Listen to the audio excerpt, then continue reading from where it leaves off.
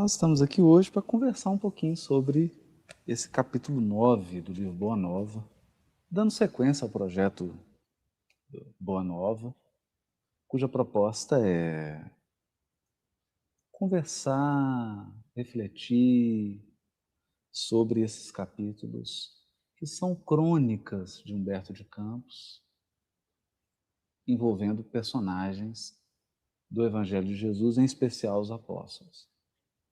A primeira coisa que a gente nota é como que Humberto de Campos consegue resgatar da tradição espiritual alguns personagens que não são muito citados nos evangelhos.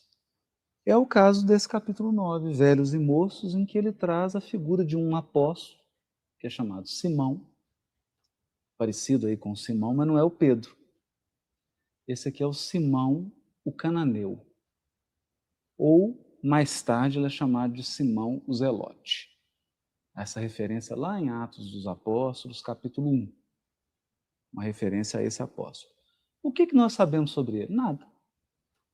Não tem nada sobre ele, a não ser o fato de ele ser de Canaã, portanto, cananeu, a origem dele. Não sabemos família, o que ele fazia, como que ele chega a se tornar um apóstolo. Não há esse detalhe. A narrativa evangélica, os evangelhos, se concentram em alguns apóstolos específicos, que é João Evangelista, Levi, Tiago Maior, que é irmão de João Evangelista, Simão Pedro, André, mas o Tiago Menor, né, que era irmão do Levi. Então fica um pouco ali naqueles apóstolos e não sai muito desse ciclo. Filipe é citado um pouco. Agora, esse aqui é mencionado apenas na lista dos 12 e nós não temos nada sobre ele. Por isso, essa página que aparentemente é despretensiosa, do Humberto de Campos, porque ela não é uma página assim que tenha uma densidade de informação evangélica, porque alguns capítulos do livro Boa Nova são verdadeiros capítulos revelação. Ele entra na narrativa evangélica e esclarece pontos que resolvem grandes enigmas do evangelho. Por exemplo, o capítulo que trata da Maria de Magdala, que é um capítulo que revela quem ela é, diferencia Maria Magdala de outras Marias do evangelho, diferencia Maria de Magdala da mulher adúltera, mostra ela como uma cortesã. Então ele identifica essa personagem que fica um pouco solta na narrativa dos evangelhos. Então é um capítulo denso do ponto de vista de informação para o estudioso do evangelho. Esse aqui não tem assim tanta densidade informativa, mas é um capítulo, é uma crônica que fala de coisas interessantes, sutil. Ele abre de uma maneira, mostra o drama desse apóstolo, fecha de uma maneira inusitada que você fica sem compreender por que Humberto de Campos está colocando isso. É um capítulo que, se você faz uma leitura rápida, você fala assim, não, interessante, a lição é interessante, mas não entendi bem o que Humberto de Campos fez aqui.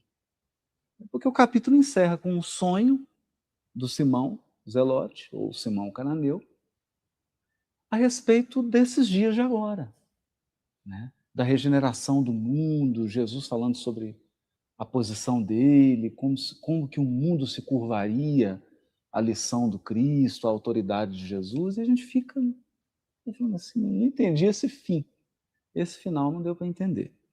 A gente vai tentar unir essas pontas, tentar descobrir onde que está a conexão desse capítulo.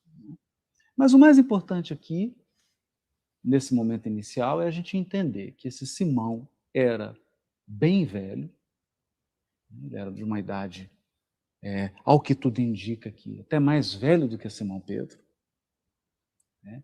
Ele era pescador também, veio de Canaã, era cananeu, uma região mais do interior assim da nação de Israel, veio ali para Galiléia, não sabemos, o texto também não recupera isso, só mostra ele como um pescador e alguém que foi agregado por Jesus ao colégio dos 12 apóstolos e que permanece até o momento ali do Pentecostes, porque no capítulo 1 de Atos dos Apóstolos, quando eles se reúnem para escolher o 12º, depois do suicídio de Judas Iscariotes, esse Simão, agora chamado Zelote, aparece lá, ele está na lista, ele está na reunião, está presente naquela reunião doméstica que antecede ali o Pentecostes. Então, que mostra que ele permaneceu e manteve uma relação com os 12. Com base no relato dos apócrifos, que aí são relatos que às vezes a gente precisa ter muito cuidado para recuperar, porque eu particularmente considero os apócrifos como aquela literatura mediúnica que você não tem muita confiança no médium. Então você precisa filtrar muito. Às vezes você até consegue uma coisa boa, mas é assim, 1 grama de ouro para 1 tonelada de cascalho. Então tem que peneirar muito para você conseguir tirar alguma coisa. Segundo essa tradição dos livros apócrifos, esse Simão Cananeu foi martirizado na Armênia, junto com o Tadeu, né, o Judas Tadeu. E a gente não sabe que circunstâncias exatas isso se deu, mas é uma tradição.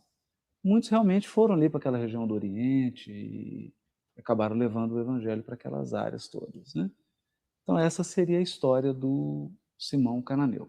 Uma coisa que chama atenção, que no início ele é identificado pela localidade. Isso é uma coisa curiosa. Alguns apóstolos são identificados pelo local onde nasceu, outros pela família. Então você tem, por exemplo, João e Tiago, maior, são os filhos de Zebedeu. São identificados pela família, né? Filhos de Zebedeu e de Salomé. Outros são identificados pelo local, Judas Iscariotes. Iscariotes é uma cidade. É interessante isso, né? Esse aqui é identificado pela localidade, é o Simão Cananeu, para diferenciar do Simão Pedro, que era de Cafarnaum. Pescador em Cafarnaum, irmão do André, que é outro apóstolo. Então, aqui é diferente. Esse Simão a gente não pode confundir um com o outro.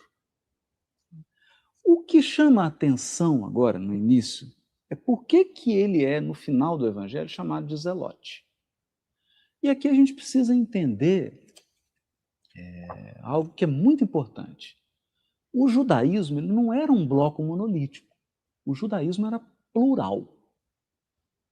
Então, uma comparação que pode ser feita é com o catolicismo, onde você tem várias ordens. Então, você tem os jesuítas, tem as carmelitas, etc., os franciscanos, várias ordens diferentes, com propostas diferentes. Tem uma unidade, está ligada a uma questão única, ali, a princípios, mas com uma diversidade na ação, no seu posicionamento perante a sociedade, etc. O judaísmo também. Então a gente tinha, e como naquela época não havia distinção entre religião, política e economia, isso não existia, é tudo muito misturado, acabavam que essas ordens religiosas, essas diferenciações religiosas dentro do judaísmo, elas acabavam tendo um cunho político. Porque a ideia era quem faria maioria no Sinédrio, porque o Sinédrio funcionava como um congresso nacional, ele editava leis, ele funcionava como um Supremo Tribunal Federal, que ele julgava casos da nação, e ele funcionava como um banco central. Porque o templo armazenava muito dinheiro, muitos guardavam dinheiro no templo, que ele era muito bem guardado, tanto pela guarda dos judeus, quanto pela Torre Antônia, pelos romanos que ficavam vigiando. Então a probabilidade de alguém entrar ali e roubar dinheiro era mínima, porque era um lugar muito guardado. Um local que reúne, ao mesmo tempo, um templo religioso, um banco central, uma casa legislativa e uma casa judiciária, você acaba sempre tendo uma índole política, econômica, grupos querendo disputar o domínio, o poder, e isso era natural. Então nós temos aqueles que são conhecidos, são os fariseus, era a maioria, né? Tinha uma postura mais puritana com relação à lei, né? Uma prática mais puritana, de resguardo da lei, e uma prática mais, pelo menos na época do Cristo, uma prática mais proselitista. Estavam interessados em divulgar, trazer pessoas, arrebanhar pessoas para os quadros do judaísmo. Não só judeus que haviam se afastado, mas até mesmo gentios que se tornavam simpatizantes. Não seguiam todas as regras do judaísmo, mas pelo menos cultuavam o Deus único, se aproximavam, participavam do culto. Temos um grupo que é um grupo mais econômico, político, que eram os saduceus, um grupo mais está mais interessado na questão política mesmo e social do que em questão religiosa. Mas nós temos um grupo que são os zelotes. Esse é o grupo revolucionário do judaísmo. Então era um grupo que acreditava que tinha um projeto de independência nacional, né, de libertação de Israel do jugo romano, ainda que fosse necessário empunhar armas, partir para uma luta, e parece que é esse o grupo que vai liderar os eventos do ano 70, que culminam na destruição do templo, e também uma volta em 135, com Bar Korba, que aí foi a destruição total mesmo e a grande diáspora dos judeus da Terra Santa. É um grupo que está descrito, de um certo modo, no livro há 2000 anos, né? Porque é o grupo que aprisiona Públio Lentulus, que faz aquela revolução armada e que sofre toda a fúria da invasão de Tito a Jerusalém, que culmina com a destruição do templo, no ano 70. Então é curioso, porque por ele ser velho e ser identificado aqui como Zelote, né? Então parece que ele tinha aí essa convicção de uma libertação mesmo política, nacional de Israel, e, portanto, a gente já começa a ver, talvez uma visão do Messias como um líder político. O Messias como um libertador político. Interessante isso, né? Mas é o único dado que a gente tem sobre ele. É essa identificação. Cananeu e, mais por fim, Zelote. O que ele andou fazendo para ser identificado como Zelote não está descrito nos evangelhos. O certo é que essa lição vai tratar de um drama íntimo desse apóstolo. Como ele já estava no declínio das forças físicas, o Simão Cananeu, Simão Zelote, passa a ser um pouco insultado, assim, indiretamente, debochado, e entra numa espécie de conflito com os apóstolos mais jovens. Então, João Evangelista, que todo mundo imagina João, né? aquela flor de Francisco de Assis, mas não é bem assim não, né? O João do Evangelho é o filho do trovão, era entusiasmado, quer mudar o mundo, cheio de projetos grandiosos, né? Eles queriam ali, em um curto espaço de alguns anos, transformar toda a Terra e converter o mundo inteiro. Um projeto pequeno, né?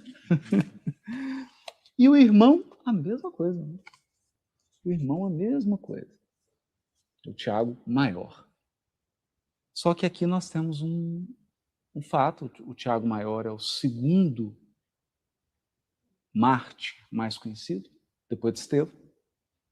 No ano 44, ele vai ser brutalmente assassinado em Jerusalém. E muito jovem, né? Muito jovem. O que mostra interessante, porque é ele que vai protagonizar aqui uma cena com o Zelote, né? Deixa eu pegar aqui na passagem. Olha só.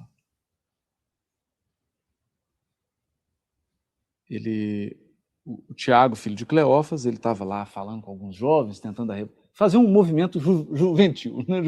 Juvenil, né? Uma mocidade ali cristã para poder reformar o mundo, né?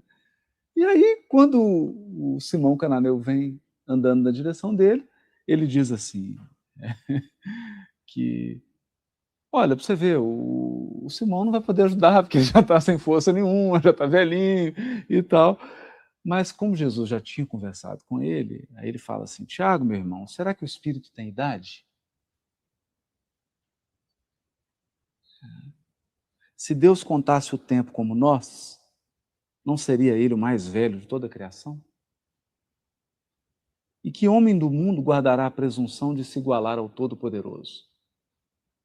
Um rapaz não conseguiria realizar a sua tarefa na terra se não tivesse a precedê-lo as experiências de seus pais. Não nos detenhamos na idade, esqueçamos as circunstâncias para lembrar somente os fins sagrados de nossa vida, que deve ser a edificação do reino de Deus, né, do reino no íntimo das almas. Eu acho bonito esse diálogo, porque a gente vai ver aqui que é um centro, é o coração do capítulo, e ele está falando com um apóstolo que vai ser martirizado brevemente. Mal sabe ele que 10, 11 anos depois, ele estaria desencarnando. É curioso isso. Porque o jovem sempre fala com aquela certeza de que ele vai viver muito. De que ele vai ficar muito aqui. Ou que pelo menos ele vai ir depois dos pais, né? E a gente vê essa luta ainda hoje, né? Você vê o príncipe Charles aí lutando para viver mais do que a mãe, né? A rainha Elizabeth. E parece que não vai conseguir, né? Porque a rainha é forte, né? Se bobear, nem os netos vão conseguir sobreviver à rainha, né? E aqui ele está falando com o Simão Cananeu, e quem sabe ele não desencarnou até antes. É muito interessante isso aqui, não é? Muito interessante. É um ponto assim curioso desse diálogo. Não é? Mas voltemos. A grande questão do Simão Cananeu, do Simão Zelote, é a questão que aflige o homem contemporâneo. Toda vez que há uma predominância de foco nos aspectos e nas questões materiais da vida, seja num nível coletivo ou em um nível individual, há uma dificuldade com o envelhecer. Então, a gente percebe hoje uma característica do mundo de transição, uma característica da nossa época, que, por ter focado exageradamente naquilo que é material, o envelhecimento é muito doloroso. Envelhecer dói muito. Porque a primeira questão é a estética. Então você se olha e não consegue encontrar aquela beleza estereotipada que a pessoa interiorizou, que ela cultuou durante anos, décadas, que é a beleza padronizada da juventude. Então ela não consegue extrair a beleza que há em cada faixa etária. Porque a beleza dos 0 aos 10 anos, a beleza dos 10 aos 20, a beleza dos 20 aos 30. Há uma outra beleza dos 30 aos 40. Há uma beleza diferente dos 40 aos 50. Há uma beleza aos 70, há uma outra beleza aos 80. Mas quando o foco é puramente material, nós só vemos beleza na juventude, no vigor das energias. Nossos olhos são incapazes de vislumbrar a beleza em outras fases da existência. E isso é ruim. É ruim porque a pessoa se apega e ela entra numa luta às vezes constrangedora, porque ela perde o senso de harmonia, de limite, alguns até o senso do ridículo, né? E acabam tentando manter aquilo que elas consideram na cabeça delas a idade de ouro. E fazem de tudo, se lançam a um projeto de tentar conservar o corpo físico como se pudessem passar imunes à ação do tempo. Então, esse é um problema sério. E a gente vê que esse drama está aqui no Simão Cananeu. Ele está com muita dificuldade de lidar com a questão da perda das forças físicas. O declínio das forças materiais. Porque a velhice é um convite para o apogeu das forças espirituais, intelectuais, para a maturidade. Né? Então é o período em que você tem mais visão espiritual, você tem mais dimensão da vida. Você consegue enxergar a vida de uma perspectiva diferente. Você vê tudo de cima, que você já passou por aquelas fases todas.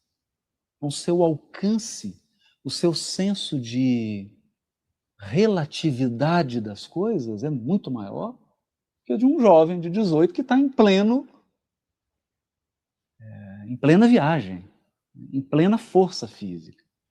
Então, tudo convida o ancião à interiorização, a ser mais lento, a respeitar o ciclo, a não fazer nada rápido, porque é um período em que você precisa realmente se desligar da robustez física e conectar-se com uma robustez espiritual.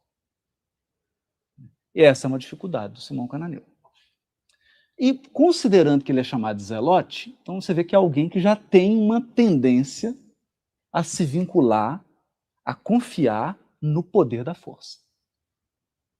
Porque se ele é zelote, o posicionamento político dele, religioso, era de empunhar a arma, de ir para uma luta, de fazer uma revolução. Como é que você faz isso se você não tem força física? Então é interessante, há um conflito aqui do apóstolo. E aí, como diz o Alberto Almeida, né, os apóstolos também têm suas encrencas. Né? Então a encrenca desse aqui ele tem dificuldade de envelhecer. A dificuldade dele é que está perdendo vigor físico. E como na visão dele, o evangelho, o projeto do Cristo, para prosseguir e para sair vitorioso, precisa de força, de vigor, ele se sente deslocado. Então, nesse colégio, nesse trabalho, nessa missão, ele está deslocado. Porque ele acha que não tem aquilo que ele considera essencial. E é um fato muito interessante, porque toda vez que você apresenta uma baixa estima em algum elemento, você atrai criaturas que vão pisar no seu calo. Que vão agir, porque você se posiciona com uma baixa autoestima naquela área, e aí as pessoas embarcam nessa sua atitude mental. É engraçado isso, né? Então a pessoa, ela introjeta aquilo, eu sou velho mesmo, eu não tenho energia, e todo mundo começa a tratá-lo como ele se trata. É claro, porque é um convite permanente que a criatura faz aos outros a me tratem desqualificando as minhas energias.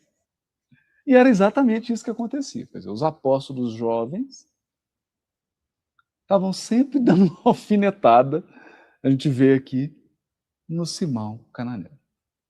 Né? Sempre enfatizando a velhice dele, a falta de força física, e aí cria um ciclo que alimenta a baixa autoestima. E a gente vê isso muito claramente. E aí ele procura Jesus,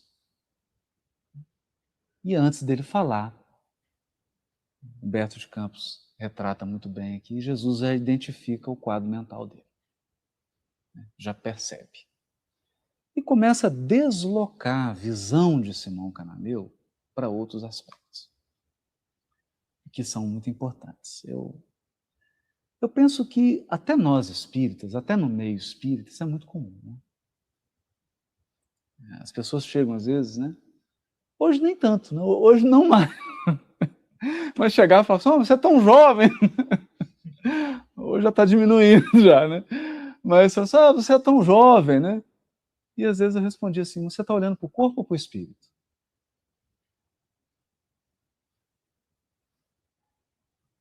Está olhando para onde? Para o corpo ou para o espírito? E é essa a primeira observação que Jesus faz com Simão, o cananeu. É levar o olhar dele para o espiritual. Como que Jesus faz isso? Primeira pergunta. Simão, acaso poderíamos perguntar a idade do pai?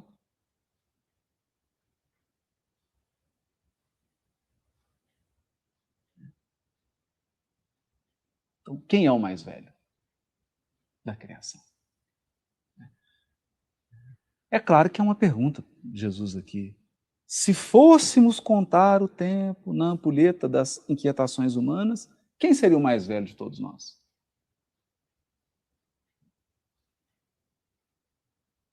E essa é uma pergunta, para nós que temos conhecimento da imortalidade do espírito, da evolução espiritual, uma pergunta relevante. Porque nem sempre o mais evoluído é o mais velho.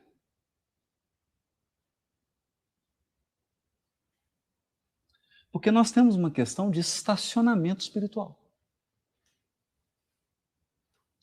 O espírito que estacionou. E ele fica séculos, séculos e séculos andando em círculo. E você tem um que fez uma jornada mais retilínea, ou que num determinado momento deu como Saulo, que se transforma em Paulo, e aí dá um salto qualitativo. Quem é o mais velho? O mais evoluído? Nem sempre. Nem sempre. Então, o primeiro ponto dessa lição aqui, a primeira reflexão é essa. Para Deus não há tempo. Mas se ele contasse o tempo segundo as regras humanas, quem é o mais velho? Ele. Então, ele é o mais velho. Deus é o mais velho de todos.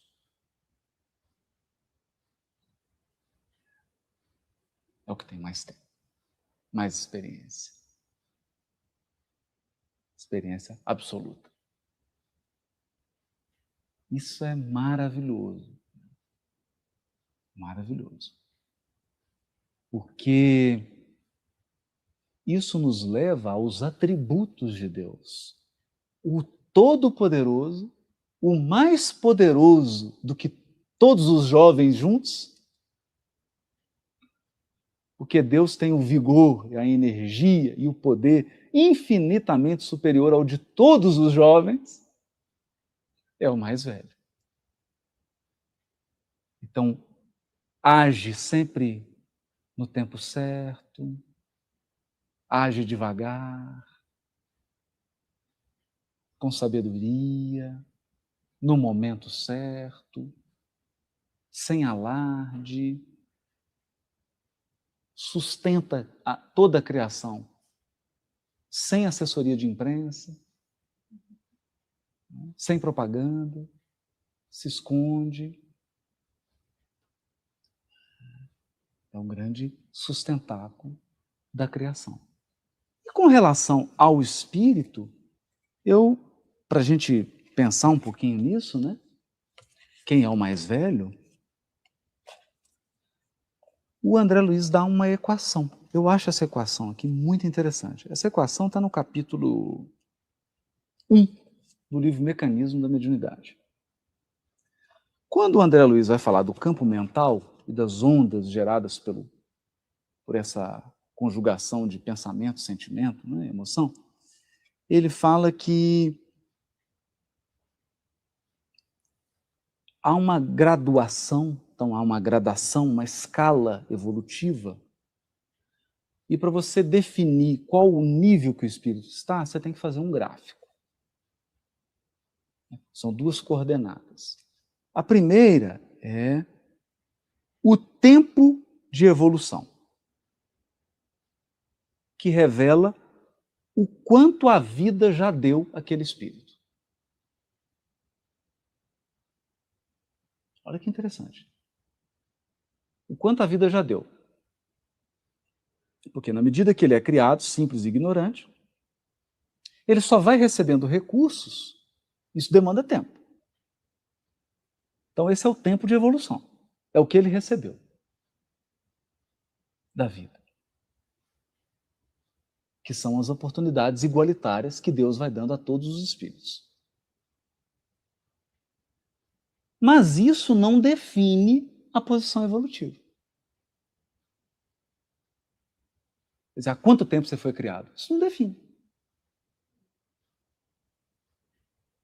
Tem um outro gráfico que é o tempo de esforço pessoal na construção do destino. Tempo de esforço pessoal na construção do destino, que é o que aquele espírito já deu à vida. Então, um é o que ele recebeu, que demanda um tempo. A outra é o que ele já deu. E é no encontro dessas duas vertentes, né, que você tem o patamar evolutivo do espírito. Então, vamos fazer um comparativamente aqui, não dá nem para a gente pensar nisso. É claro que isso aqui é uma abstração, né? Uma completa abstração. Não temos o mínimo elemento para pensar em termos de tempo de criação de espírito. Mas digamos que você pega um espírito que foi criado há 7 bilhões de anos. Então você imagina assim, não, ele foi criado há 7 bilhões de anos, então ele já é um espírito puro. Não. Ele pode estar na escala ainda do espírito inferior. Estacionou. E você tem um que foi criado há 4 bilhões e já está chegando ou já é um espírito puro. Porque não é só o tempo de evolução, não é só o tempo do que ele recebeu de recurso. É a resposta que ele deu do uso desses recursos.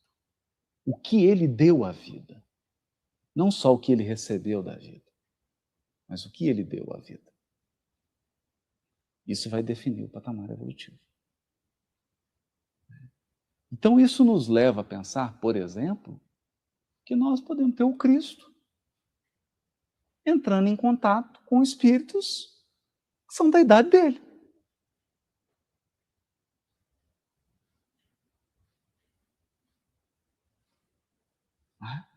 E aí? Então olha que coisa interessante, né? Então, essa é uma reflexão profunda que nós precisamos fazer. E você pode... E quando encarna, então, aí que complica mesmo. Porque você pode ter, vamos imaginar aqui, um João Evangelista reencarnado. Você tem um João Evangelista com 20 anos de idade, mas não tem ancião de 90 que vai bater, né? Na hora que ele chegar no ambiente, quem que é o mais velho? Você pode ter aquele que tem o corpo mais velho. Mas não tem a experiência que esse espírito tem. Então nós vamos vendo isso a todo momento, né? E Jesus fala isso aqui. Você encontra com anciãos que têm uma mentalidade infantil. né? São espíritos completamente imaturos e você tem jovens que têm uma... Então você olha para o Estevão, era um jovem, 25 anos, apresentava um grau de maturidade que o Simão aqui, Cananeuza, não tinha. Não tinha. Então isso é muito, muito interessante. É uma grande lição aqui desse capítulo do Boa Nova. A primeira grande lição, que é Jesus falando que no plano físico, assim como nós temos lá a flor, né? Primeiro o broto, depois a flor, depois o fruto, na vida espiritual também. Todos caminhamos para uma velhice espiritual, para um processo de amadurecimento espiritual. Mas aí diz Jesus, não a velhice da terra, do corpo físico, que é uma velhice de perda de vigor, não. Você tem mais vigor, mais potência, mas aquilo tudo está a serviço de um coração, de uma mente absolutamente amadurecida, amorosa, sábia, que experiência mesmo. Experiência. Experiência. Mas nós gostaríamos aqui de tratar dessa questão. Então, se todos caminhamos para uma situação de experiência,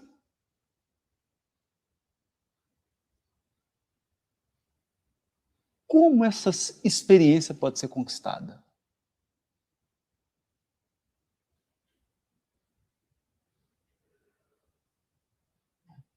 E a primeira resposta mais simplória que vem é errando.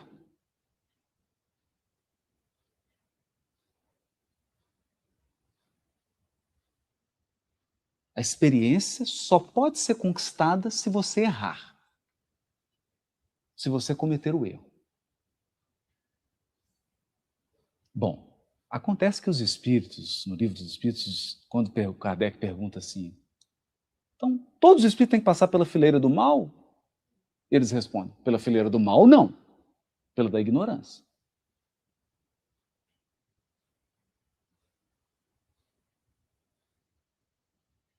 Não pela fileira do mal, mas pela da ignorância. E aqui nós entramos numa questão profunda, que é a segunda parte do capítulo. Então vamos fazer o resumo. Até agora nós temos falado da questão psicológica do Simão Cananeu, da dificuldade que ele tem de envelhecer, uma criatura que acredita na força, que acredita no vigor, por isso é um zelote, e que está com muita dificuldade de lidar com o declínio das forças físicas, apresenta uma baixa autoestima e, portanto, atrai sempre as alfinetadas que reforçam a sua baixa autoestima no que diz respeito à idade. E vem Jesus e esclarece para ele que o mais velho da criação é Deus, que todos caminhamos para uma velhice espiritual, com o máximo de experiência, o máximo de fruto. Uma fase espiritual em que a gente frutifica mesmo, dá muito fruto. Se torna uma grande árvore frutífera. E aí surge a questão da experiência. Porque nem sempre o mais velho de evolução é o mais experiente. Por quê? Então, por que quem tem mais tempo de evolução, se ficou andando em círculo, cometendo erro, cometendo erro, cometendo erro, cometendo erro, não avançou? É preciso praticar o mal para adquirir experiência?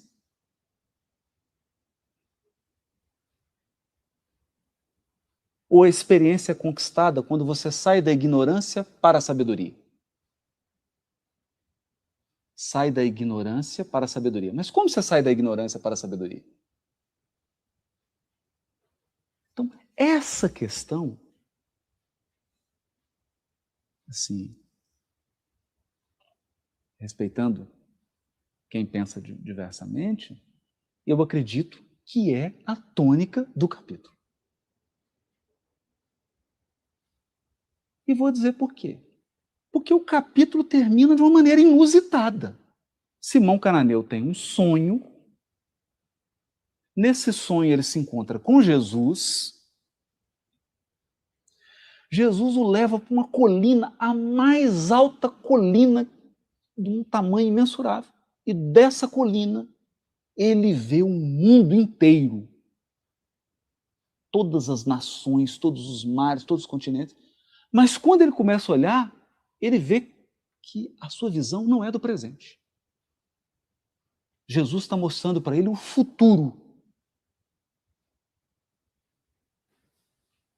Olha que sonho cabuloso. Né?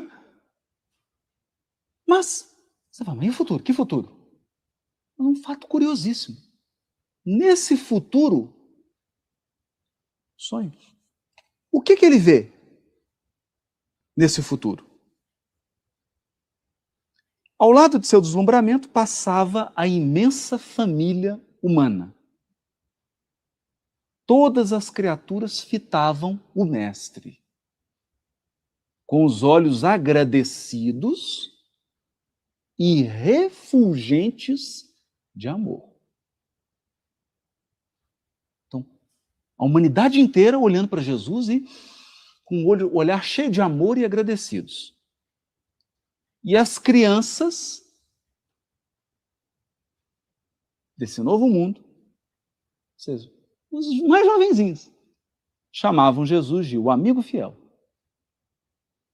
Os jovens chamavam ele de verdade do céu. E os velhos de sagrada esperança. Gente, a questão é a seguinte: o que esse sonho está fazendo aqui? A primeira pergunta que eu me fiz foi: esse sonho não tem nada a ver com o capítulo, aparentemente. O que esse sonho está fazendo aqui? Mas olha,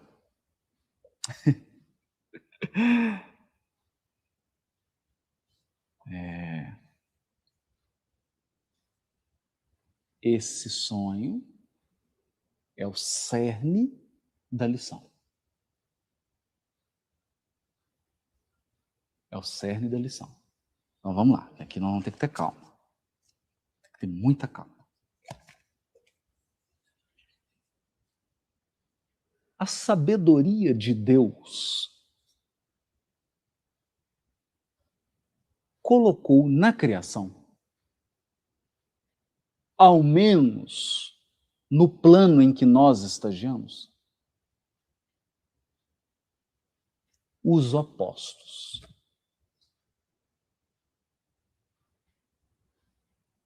Então, no plano em que estagiamos, você olha para a natureza, você tem dia, noite.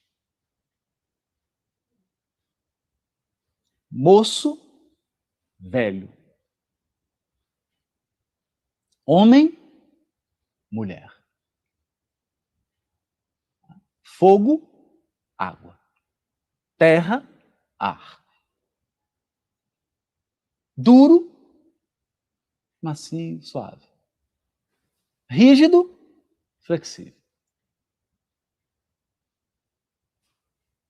Então, a natureza é um grande somatório de opostos.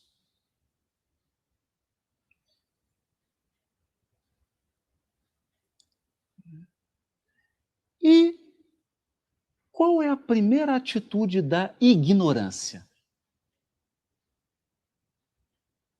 A primeira atitude da ignorância é contrapor os opostos.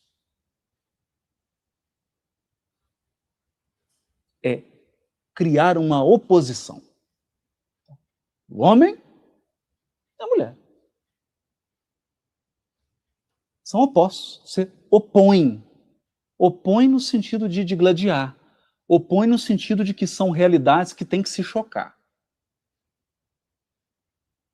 Não é? Então você tem o mais atirado, o mais que faz mais, e tem o outro mais calmo, são opostos. Então, eles... Incompatibilidade de gênios. E o que acontece com isso? Nós temos uma supervalorização da semelhança e uma desvalorização dos opostos.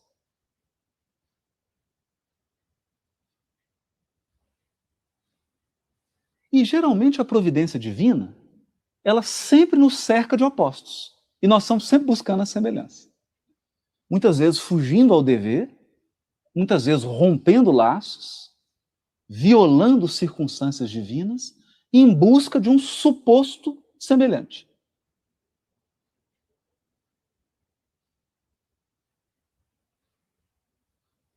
Isso é muito curioso. Então, a primeira razão para as separações, os divórcios, é: não, mas nós somos opostos. Eu preciso procurar uma pessoa semelhante, seja igual a mim. Não posso ficar nesse grupo, porque esse grupo é muito diferente. Eu preciso de um grupo que todos sejam iguais a mim. Estamos buscando a semelhança. Porque enxergamos esse elemento de oposição, de confronto nos opostos. E aqui nós perdemos o grande caminho retilíneo da aquisição da experiência.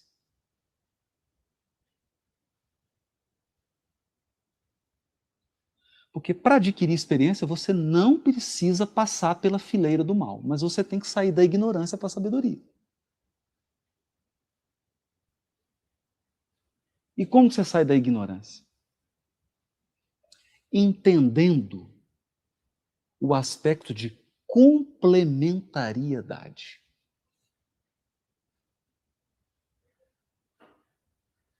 Então vamos lá, que está bastante abstrato e filosófico. A primeira metade do capítulo termina com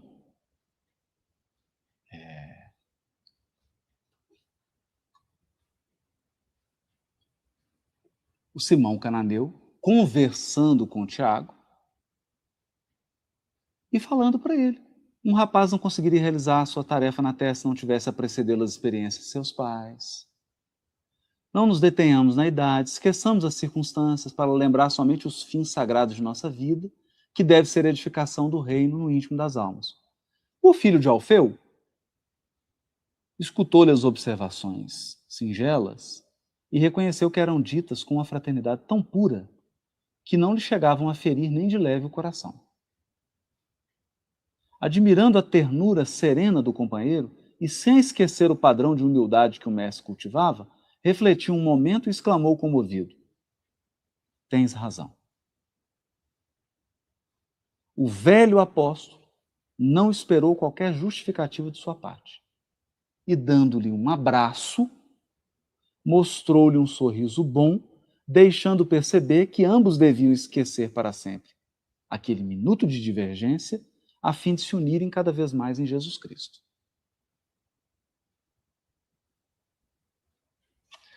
Ou seja, qual a razão dos opostos? Transferência de know-how.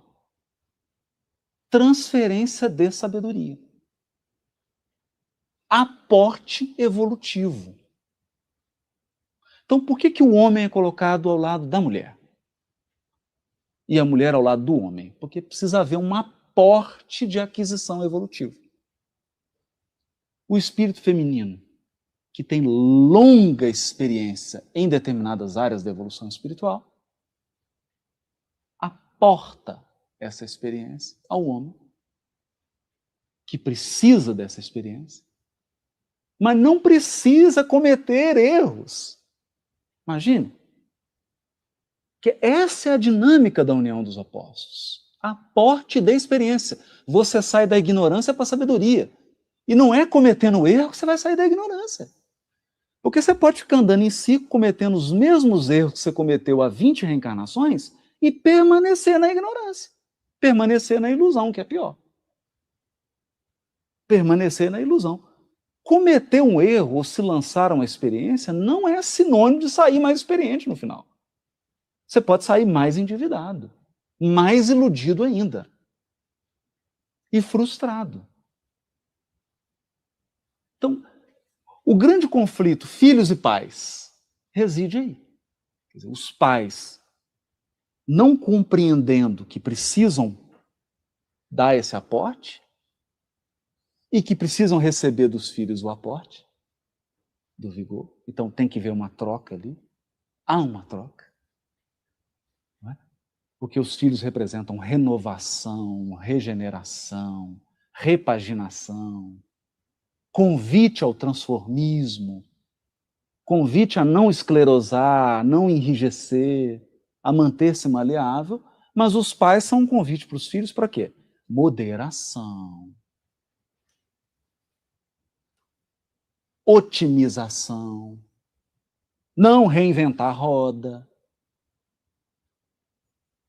planificar caminhos, não perder tempo com experiência desnecessária, selecionar a experiência, contando com o quê? Com a consultoria do mais velho.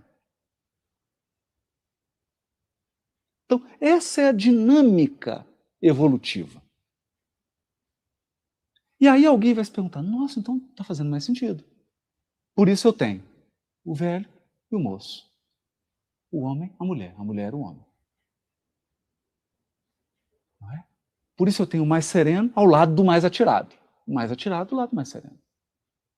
O gastador do lado do econômico. Porque a vida está sempre querendo o equilíbrio. Mas o equilíbrio no ótimo. O equilíbrio na otimização. Para que não haja perda de tempo. E nem desperdício de recurso. Para que eu vou desperdiçar recurso? E o tempo é o mais precioso deles. Então a gente vê isso. Né? A experiência encastelada, a experiência elitizada, né? E o ignorante vaidoso. O ignorante que se orgulha de ser ignorante, se orgulha de ser iludido e não quer a experiência do outro. Porque ele quer cometer o erro. Não, eu vou cometer o erro porque eu quero adquirir minha experiência cometendo o erro. Só que cometer erro não é sinônimo de adquirir experiência. Porque você pode cometer o erro e não sair tão experiente como você gostaria de sair. E seguramente em frangalhos. Sai lá na ponta todo destroçado, não tão experiente, às vezes mais tolo do que entrou,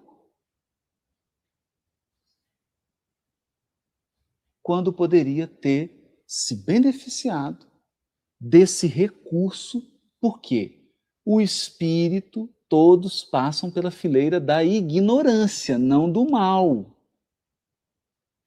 Fileira da ignorância significa, se eu ignoro,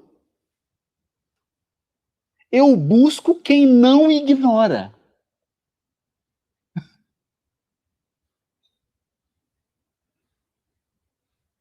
Se eu ignoro, eu convivo com quem sabe.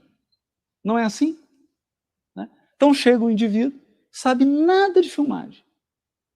Nada, sabe nem pegar na câmera. E passa a conviver com alguém que tem 30 anos de filmagem. Daqui 5 anos, a experiência que essa pessoa adquiriu convivendo com o outro é gigante. É gigante.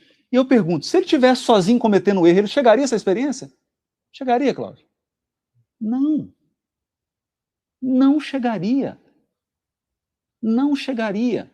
É a mesma coisa de você dizer para mim assim, eu não sei pilotar avião. Então, falando, não, deixa eu cometer os erros. Eu vou cometer os erros para adquirir experiência. Me dá esse avião aí. Eu vou adquirir? Não vou, gente. Não vou. Se eu for para uma escola em 5 anos estudando com os melhores, eu vou ter uma aporte de experiência sem cometer os erros.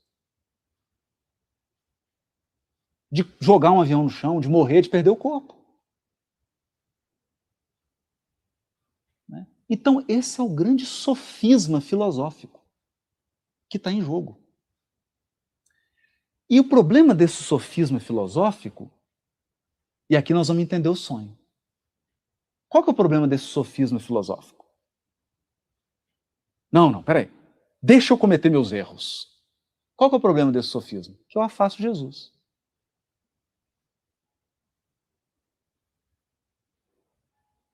Não entendi. Como eu afasto Jesus? Escuta aqui. Quem que é o irmão mais velho?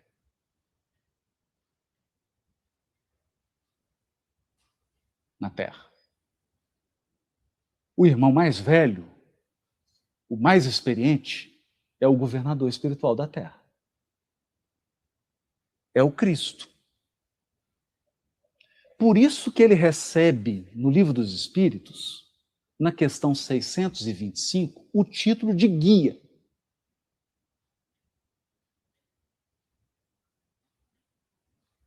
Mas pensemos, se você quer percorrer suas próprias trilhas e cometer seus próprios erros, para que você precisa de um guia?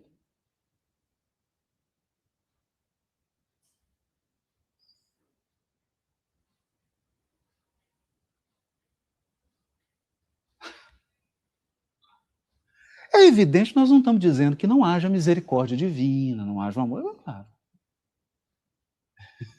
Né? Para Deus, se você vai demorar 1 bilhão de anos para se tornar espírito por 300 bilhões de anos, 500 bilhões de anos, faz diferença não. Para você faz. Para você faz. Então, por que um guia? Porque há um processo evolutivo que se chama aporte de experiência evolutiva. Então, o Cristo, ele é um velho irmão.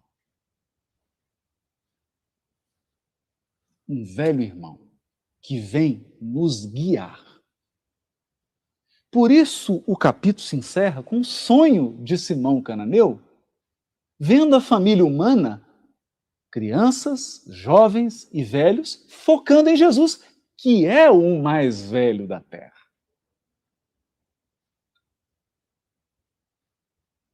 É o mais velho. O mais experiente. Então, o interessante da visão da doutrina espírita acerca de Jesus é que Jesus não é apenas uma figura religiosa. A visão aqui é uma visão de consultoria. Você simplesmente tem o mais experiente à sua disposição.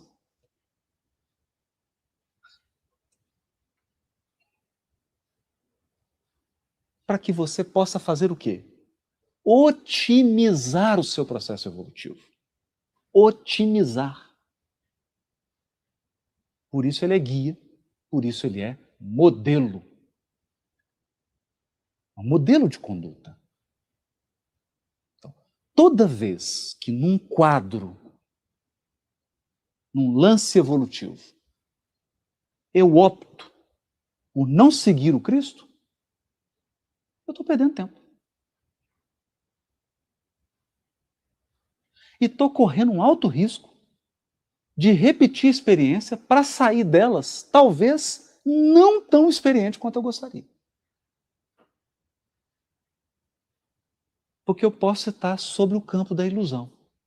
Quer dizer, eu estou cometendo o mesmo erro pela 20ª vez por um processo de rebeldia.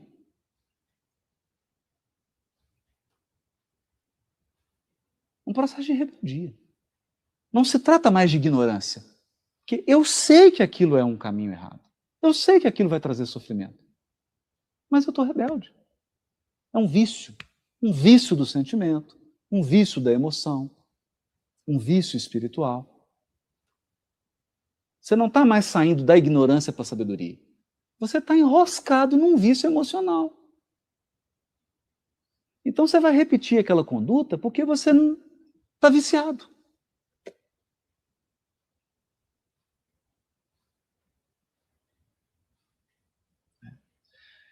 Então você sai de um processo que é um processo natural da evolução, que é sempre te levar de um patamar de ignorância para um patamar de sabedoria, e você entra num outro processo que é a evolução pela dor, que é o processo quê? De esgotamento. Você está tão viciado emocionalmente em determinadas situações que você tem que vivenciá-las até que você passe a ter tédio. É o que a gente vê no livro Libertação. A mãe de Gregório, Matilde, procura o Gúbio e diz assim, olha, está na hora de atuar no Gregório, porque há 70 anos que eu venho sentindo nele um tédio. Depois que ele estava lá uns 700 anos.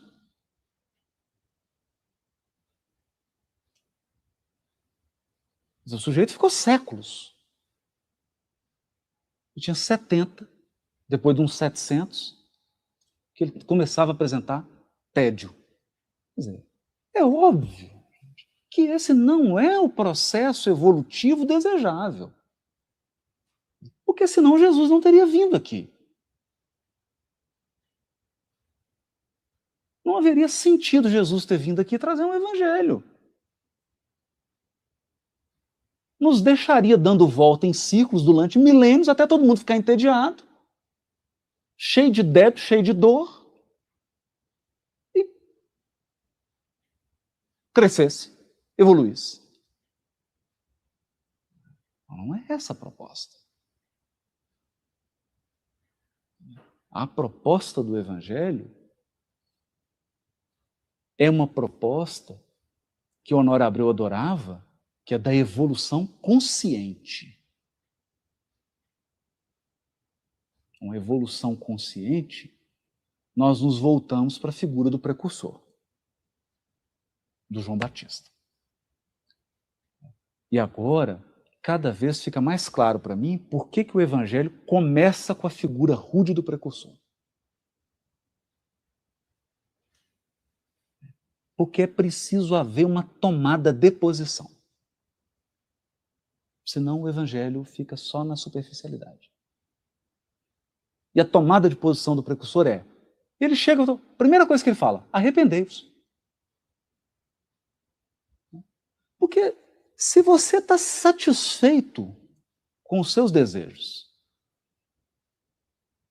se você está satisfeito com os seus propósitos, se você está satisfeito com a sua jornada, para que Jesus?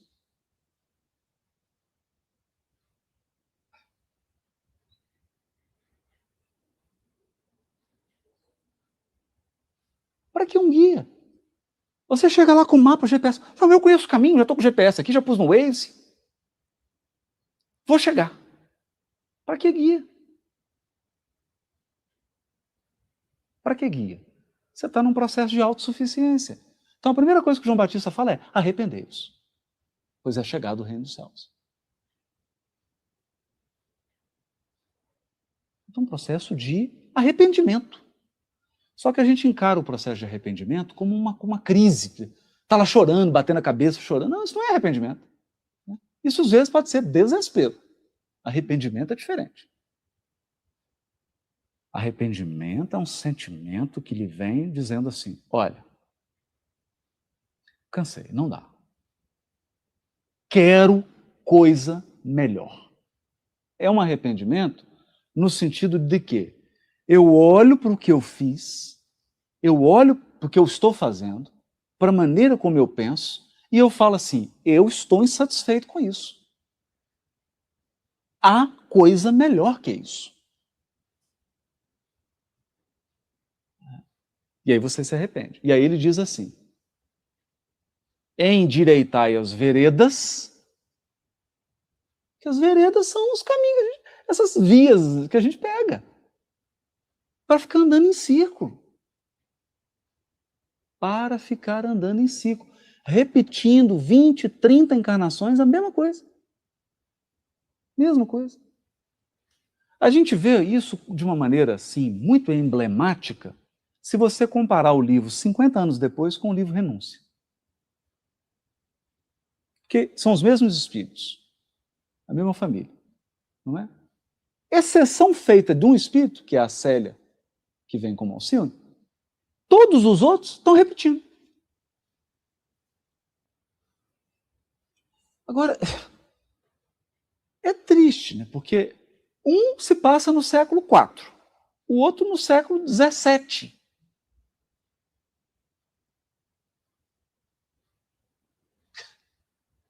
muito mais de 1000 anos se passou e a maioria dos espíritos estão nas mesmas experiências. E o que é mais triste, com as mesmas pessoas. Quer dizer, o pai dela lá tá com a mesma amante, que era um negócio, casou com a mesma pessoa, a mesma amante.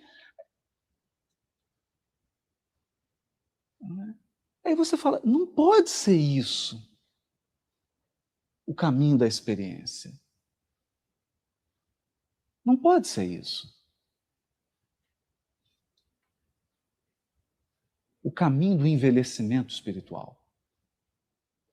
Ou, melhor, da maturidade espiritual. O caminho da maturidade espiritual há de ser arrependei-vos, pois é chegado o reino dos céus, endireitai as veredas e preparai o caminho do Senhor. Preparai o caminho do Senhor. Só que aí tem uma coisa difícil, né? Porque Jesus diz assim, aquele que quiser vir após mim, porque todo mundo quer vir na frente de Jesus. De preferência guiando o Cristo.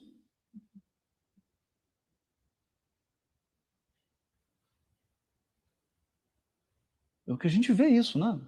Então, por exemplo, na gestão de instituições espíritas, na gestão da própria vida, a gente quer ir à frente do Cristo. Ainda que a gente não admita, mas se posta como alguém que tivesse mais experiência que o próprio Cristo. Porque deixou de usar o Evangelho como roteiro.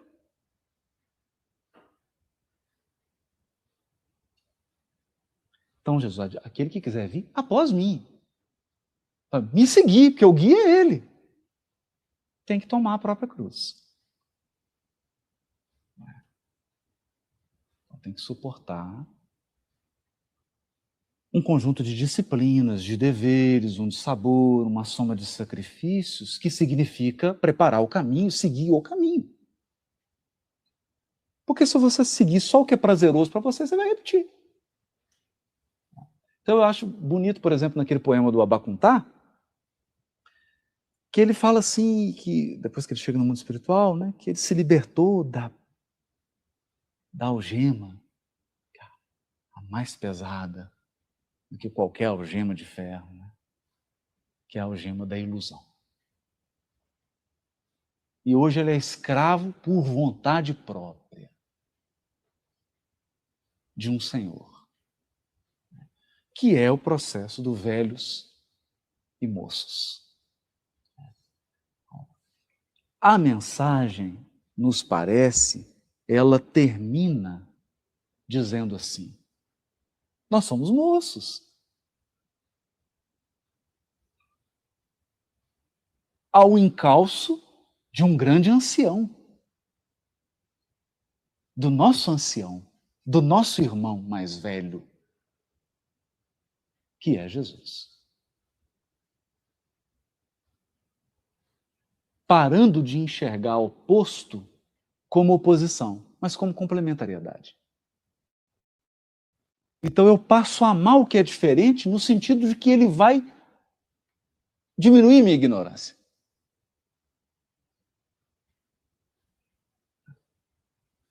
Conviver com o diferente significa ter um aporte de experiência. Mesmo com os excessos dele.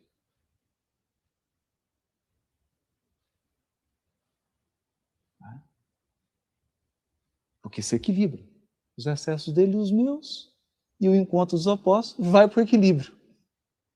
Eu equilibro ele e me equilibro.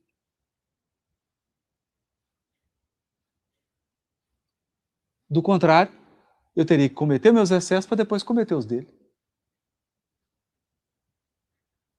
Que é a evolução dos extremos. Uma hora eu estou no extremo, outra hora eu estou no outro. Mas nunca no meio. Nunca no equilíbrio.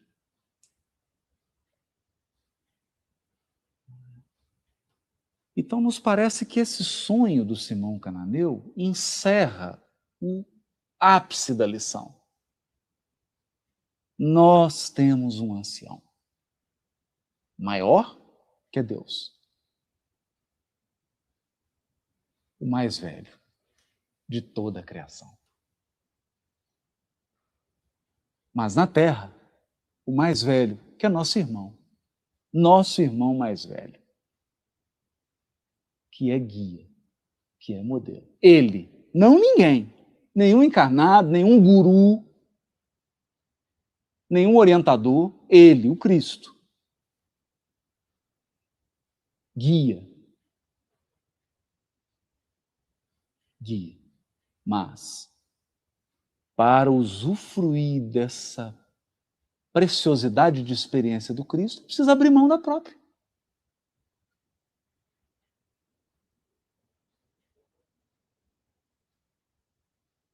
É preciso abrir mão da própria experiência.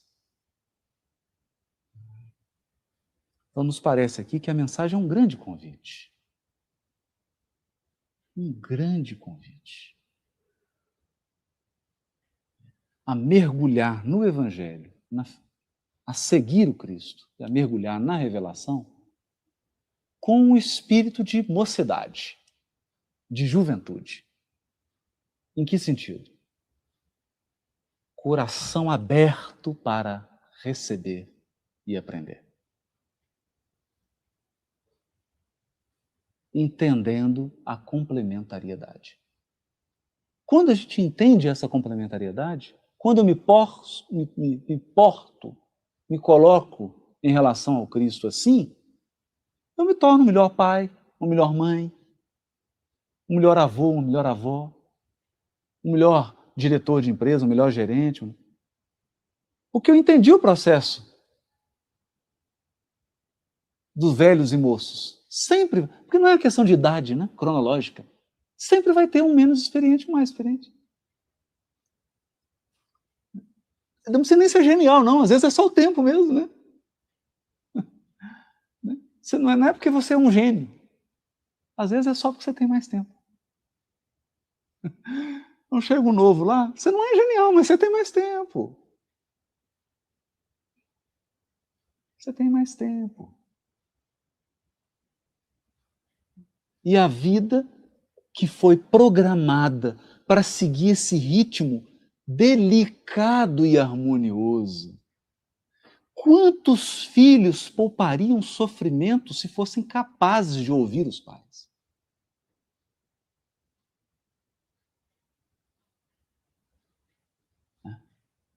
Ouvir. Ela fala, filho, eu te conheço.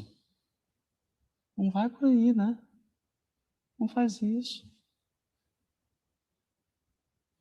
Olha, eu passei por isso aqui, presta atenção. E se pouparia grandes desvios apenas com essa capacidade de escuta, se apropriando desse elemento da vida, que é colocar os opostos. E a gente pensa, por exemplo, num casamento, né? Quantos homens se tornariam melhores homens se fossem capazes de aprender com as suas mulheres, com as suas esposas? Se tivessem mais atentos ao universo feminino, ao aporte que o elemento feminino tem para a sua vida. E quantas mulheres seriam mais robustas, mais experientes, se estivessem atentas a esse aporte que o masculino traz para elas? Sem espírito de competição, sem espírito de luta, sem se importar com a diferença. E sem a ilusão da semelhança. Porque imagina uma vida, o mundo inteiro, só você. Imagina, né, Lu? Aí você chega no aeroporto, tem 1000 Lucas. Tudo igual. Qual sentido teria a vida? Seria uma vida insuportável. 8 bilhões de Lucas. Para onde você fosse, está lá você, com as mesmas características físicas, psicológicas, você fala, pelo amor de Deus, não aguento isso não. Mas a gente está na ilusão do buscar o... não, eu quero semelhante, quero igual a mim. Quero... Não entendendo que o Criador é muito mais sábio e ele faz uma articulação muito mais rica. Muito mais rica. Ele mistura. Mistura. E te coloca em contextos otimizados. Por mais sejam desagradáveis.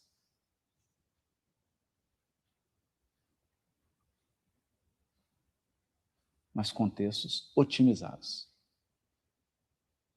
Em que você tem muito a dar e muito a receber. Muito a dar e muito a receber. Principalmente daqueles que você desqualifica.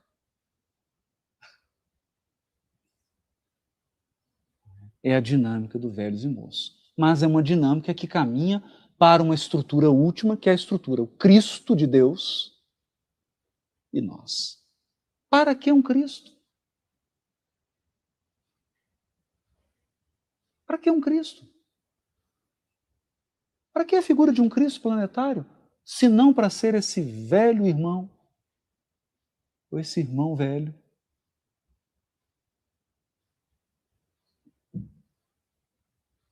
que se aproxima da nossa mocidade espiritual, da nossa inexperiência espiritual, para fazer um aporte de experiência. E tornar percursos gigantescos e dolorosos em percursos curtos, otimizados.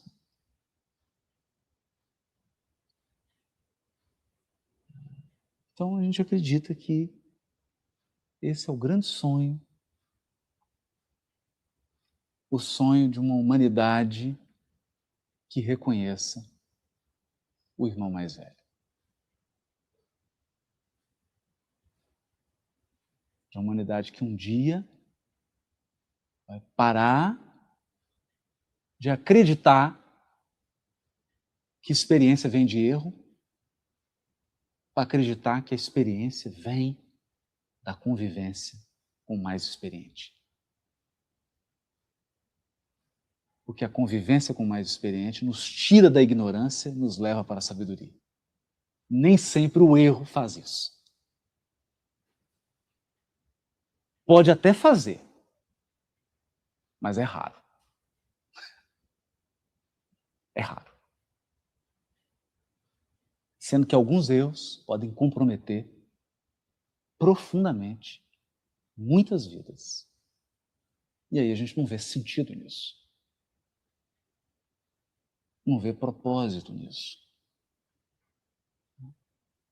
Então, aquilo que parecia ser apenas uma dificuldade psicológica de um apóstolo se torna uma grande lição sobre o papel do próprio Cristo e o papel do Evangelho nas nossas vidas.